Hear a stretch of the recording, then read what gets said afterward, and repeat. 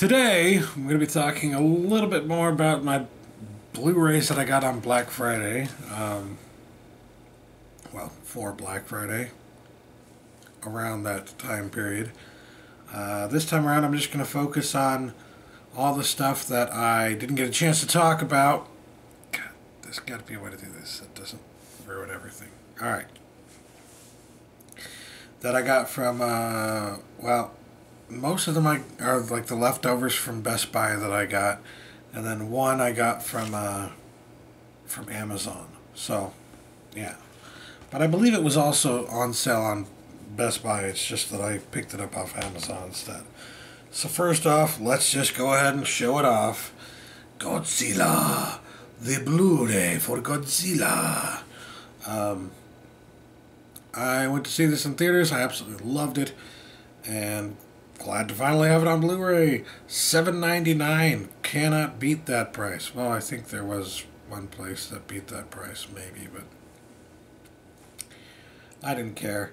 $7.99 seemed like a fair price to me, so I got it for $7.99. Granted, it isn't the 3D edition, but I recall thinking while watching it in theaters that, like, you know, certain scenes, they didn't look like they were intended to be in 3D, and others they did.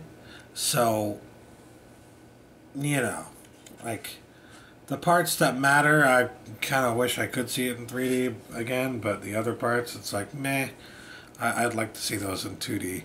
I kind of wish they would do stuff like that with a movie like this, where, you know, the regular scenes where they just got two guys walking along, and there's a lot of 2D framing going on in there, in those scenes.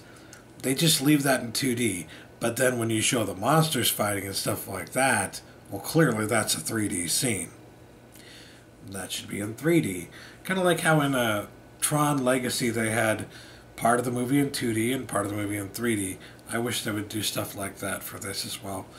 But, what are you going to do? It's still a really good movie, and you should totally check it out. It is exactly the kind of Godzilla movie that we deserved in this country, so to speak. I guess our deserves got nothing to do with it, to quote Clint Eastwood, but more just, unlike the 98 Godzilla, which was very American, just let's take the idea of a giant monster and make our own kind of spin on it, not really tie it in any way, shape, or form to the original Godzilla. Instead of that, we've got a story here that feels very much like a story from out of an original Godzilla movie, only it's Americanized in that it's more it's American centric. It's based on stuff happening in America instead of happening in Japan or in Asia or anything like that. So, yeah, I like that. I like that they basically took the concept of a Godzilla story and just changed the setting a little bit. And that's all they really had to do to make something that looked like a Godzilla movie, felt like a Godzilla movie, and wasn't a complete abomination. So, I'm being a little harsh, but, you know, I'm not a huge fan of the 98 movie. I don't dislike it, but I don't really like it either. It's okay. It's just, I'm not really interested. I'm interested in this, though. So, $7.99, not a bad deal. Next up, we've got, have I shown this yet? I feel like I have, and I probably have, but I don't remember. So, the Harold and Kumar comedy pack. It's got the trilogy in here, plus Beer Fest, I believe. They're all made by the same company. I might be wrong, but yeah.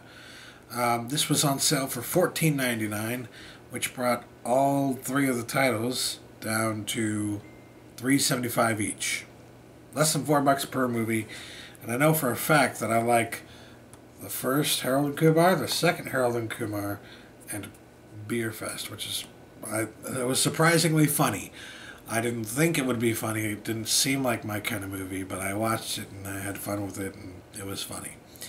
I have yet to see this movie, and that's why I wanted to pick this up. especially around the holiday season. Why not get another Christmas movie here? It's the third Harold and Kumar movie, a Christmas movie, for whatever reason. I will note one thing, though, that I want to talk about a little bit here.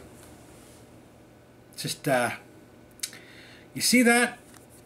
And that right there? That seems to be happening to a lot of the Blu-ray cases that I'm getting in the mail. Like, just getting completely destroyed there and there on the corners. And it only happens, mind you, to these 3-piece. The ones that actually have a spine like this. The spines on these are weak. And it's really frustrating to see that the weak spines continually get damaged through shipment, and they don't seem to care about the fact that they're putting these things in weak packaging. I mean, it's not necessarily as weak as, you know, your typical standard Eco case DVD case, but it's still weak enough that, like, there's some significant damage going on here. Only reason I don't complain is that generally speaking, nobody's looking at the spines, and even if you are, it's not like a big deal. It doesn't damage the artwork or anything like that, so whatever. But the other thing to talk about here is that they do each come on their own individual original release discs.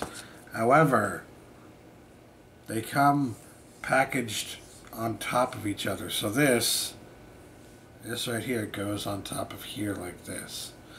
Now, I would have a problem with that, but we're talking about Blu-ray here. If this was DVD and there were 2 DVDs sitting on top of each other, I might be like, but Blu-ray with the scratch-resistant coating, I'm not concerned. I've seen for myself how awesome the scratch-resistant coating on Blu-rays is, and it's one of the reasons that I like Blu-rays so much and I buy so many Blu-rays, is because I know for a fact that you can, like, dig a scratch into that and it'll still play most of the movie. It'll just stop playing where that scratch is. Whereas if you even so much as lightly just a tiny little bit on a DVD, it can just screw everything up.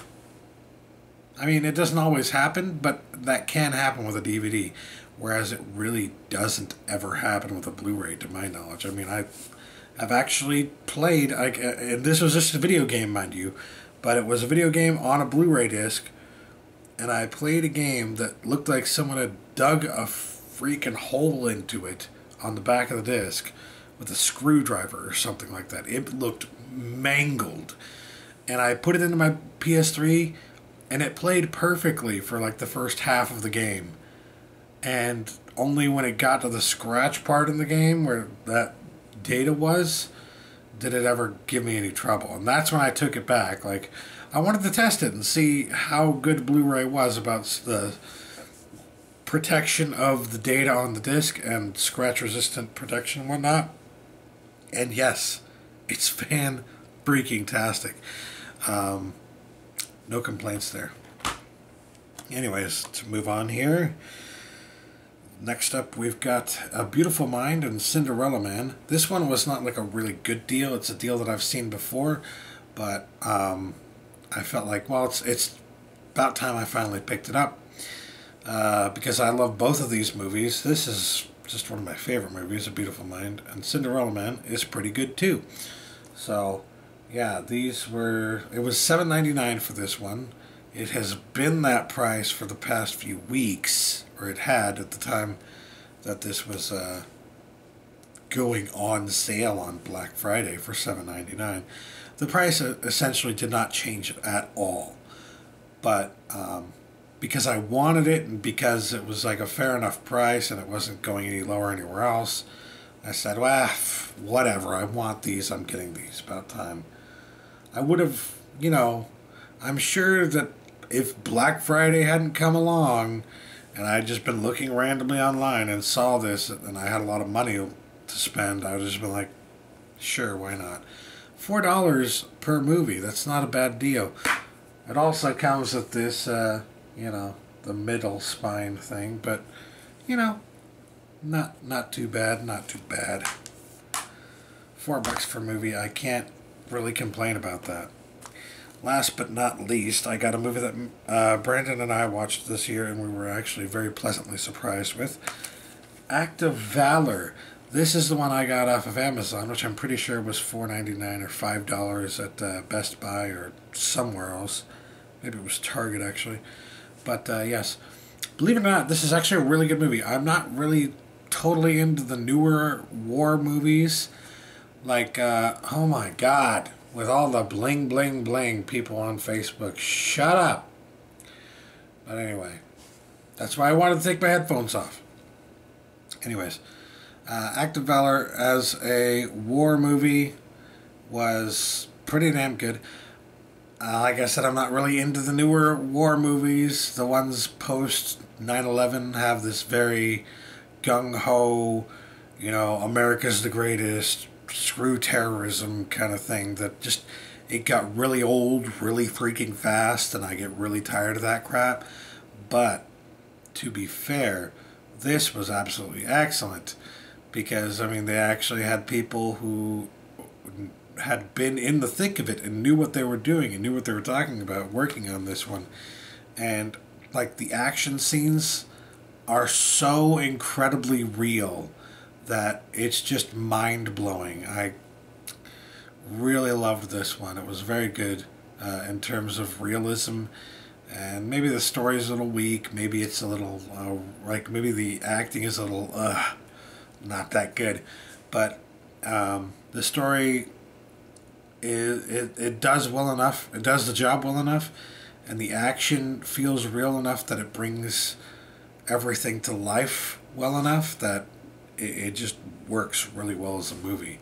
Pleasantly surprised by this one. So when I saw it for $5, I said, yeah, okay, yeah.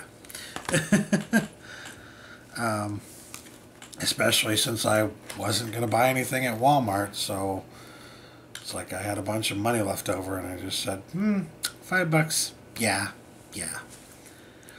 So anyways, that'll do it for this video where I talked about the odds and ends that I forgot to mention from Best Buy. And the next video will be my last video on Black Friday, if you can believe it. And this one, we're going to talk about the used things that I got from Amazon and from Go Hastings. So, yeah.